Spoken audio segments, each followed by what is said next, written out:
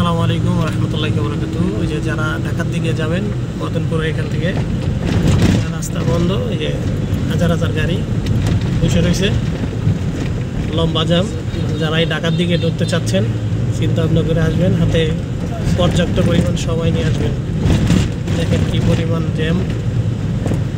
আর আবার এদিক দিয়ে মদনপুর দিয়া যারা গাউসিয়াতে মদনপুর দিয়ে উঠতে যাবেন তারাও প্রচণ্ড জ্যামে পড়বেন, প্রচণ্ড জ্যাম। আমার কাছে মনে হয় মদনপুরের ওখানে আটকায় দিছে, কোনো পাশের গাড়ি কোনো পাশে আসতেছে না। আল্লাহর রহমতে এটা ভিতর দিয়ে একটা রাস্তা পাইছিলাম, খুব চিকন একটা রাস্তা, ওই রাস্তাটা দিয়ে বের হয়েছি।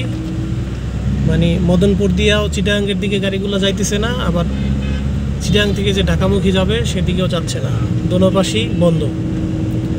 এই দেখেন প্রচণ্ড জ্যাম, লম্বা সারি। যাই হোক, আল্লাহ পাক রব্বুল আলামিন অল্পতে বাঁচাইছে। সকলে দোয়া করবেন। আসসালামু আলাইকুম।